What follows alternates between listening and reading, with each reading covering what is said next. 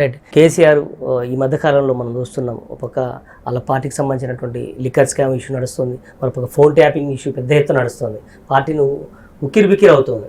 ఈ పరిస్థితి మీద మనం మొన్నటి వరకు అక్కడ మీరు కొంతకాలం పనిచేసి వచ్చారు కాబట్టి మీకు ఏమనిపిస్తుంది కేసీఆర్ వైఖరి, ఇప్పుడు టీఆర్ఎస్ పార్టీ వైఖరి? కేసీఆర్ 40 ఏళ్ళ నుంచి తెలుసండి నాకు. ఇలా కొత్తగా తెలియాల్సిన అవసరం లేదు, ఆయన ముఖ్యమంత్రిగా ఉండి తెలియాల్సిన అవసరం లేదు. నేను ఎంత పవర్ఫుల్ మనిషినో ఆయనకు తెలుసు, ఆయన ఇలాంటి వాడు కూడా నాకు తెలుసు. మేమిద్దరం ఆల్మోస్ట్ ఒకటే ఇంట్లో ఉన్నట్టున్న ఒక 10 సంవత్సరాలు కూడా. ఓకే. ఇష్యూ ఏమిటంటే ముఖ్యమంత్రి గారు వాళ్ళ కుటుంబాన్ని చూస్తున్నారు. నిన్న కేటీఆర్ని కూడా నేను చూశాను. కుర్రోడు సరే ఎదగాలని కోరుకోవడంలో తప్పు లేదు, రేపు ముఖ్యమంత్రి కావాలని కోరుకోవడంలో కూడా తప్పేం లేదు. కానీ మాట్లాడే మాటల్లో ఎక్కడ కూడా మేము ఇది మాట్లాడకపోతే తప్పులు పడతామేమో, మేము ఇట్లా మాట్లాడకపోతే మా మా ఏంటది అహంభావం పోతుందేమో అన్నట్టున్నారే. కానీ పబ్లిక్ లైఫ్లో realization is more important. Okay. తప్పు జరిగితే తప్పు. మీరు మాదిగలకు ఏం చేశారని నేను అడుగుతున్నా. మీరు వేయనందుకే మీరు ఓడిపోయారు. ఒక మాట చెప్తున్నా నేను, మీరు మాదిగలకు ఏం చేయలేదు కాబట్టే మీరు ఇవాళ ఓడిపోయారని నేను అంటున్నా. మీరు రియలైజ్ అయ్యారా?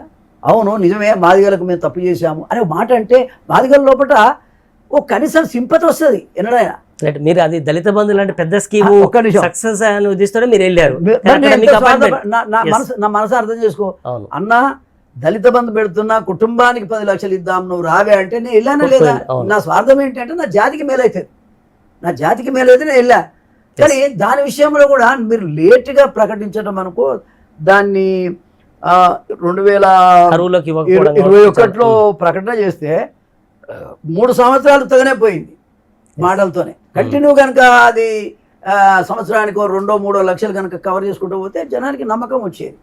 సరే అది ఏమైనా మంచి స్కీమ్, కేసీఆర్ పెట్టిన స్కీమ్ చెడ్డ స్కీమ్, మంచి స్కీమ్, కానీ జనం దాన్ని నమ్మలేకపోయినటువంటి పరిస్థితి. రైట్. అధికారం కోల్పోయిన తర్వాత ఒక్కొక్కరుగా బీఆర్ఎస్ నుంచి వెళ్ళిపోతుంది. ఇప్పటికే 3 ఎమ్మెల్యేలు వెళ్ళిపోయారు, 3 ఎంపీలు వెళ్ళిపోయారు. భవిష్యత్తులో బీఆర్ఎస్ పార్టీ ఖాళీ అవకాశం కనిపిస్తుందా? బయట జరుగుతున్నటువంటి చర్చ కావచ్చు, మీతో చాలామంది సీనియర్ లీడర్గా ఉన్నారు, గతంలో ఉన్నటువంటి వాళ్ళు కూడా గతంలో టీడీపీగా పనిచేసిన వాళ్ళు కూడా ఉన్నారు, సిటీలో ఉన్నటువంటి చాలామంది ఎమ్మెల్యేలు. మీకు ఏమనిపిస్తుంది? కాంగ్రెస్లోకి ఎక్కువ మంది బీఆర్ఎస్లో వచ్చే వాళ్ళ అవకాశం ఉందా? ఉత్తమ్ కుమార్ కూడా అన్నాడు 25 మంది ఎమ్మెల్యేలు టచ్లో ఉన్నారు, వచ్చే అవకాశం ఉంది కాంగ్రెస్లోకి అని. ఉండొచ్చు, మరి ఆయనకు తెలిసి ఉండొచ్చు కదా, ఉత్తమ్ కుమారుడికి తెలిసి ఉండొచ్చు, అందుకే చెప్పిండొచ్చు. వస్తే రావచ్చు, దానికి పెద్ద ఆశ్చర్యం ఏముంది. ఇప్పుడు ఇట్లా కాంగ్రెస్లో గెలిచిన వాళ్ళు టీఆర్ఎస్లో పోలేదా? అధికారం ఎక్కడ ఉంటే అక్కడ పోయే పరిస్థితే తప్ప అదెవరు నర రాఘవరెడ్డి లాగానో లేకపోతే మరి అట్లాంటి ప్రిన్సిపల్స్ ఇప్పుడు లేవు కదా. సిద్ధాంతాన్ని పట్టుకొని ఉండే ప్రిన్సిపల్ మహనీయులు వాళ్ళు, త్యాగాల మనుషులు వాళ్ళు, అట్లాంటి మహనీయులు.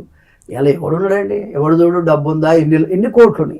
మొదట వాళ్ళు అడిగేది ఏంటంటే ఎన్ని కోట్లున్నాయి, కోటి ముచ్చట కాదు, ఎన్ని కోట్లు ఉన్నాయి. అన్ని కోట్లు ఉంటేనే వాళ్ళు నాయకులు ఉండగలుగుతారు తప్ప నాలాంటి వాడు అందుకే కదా.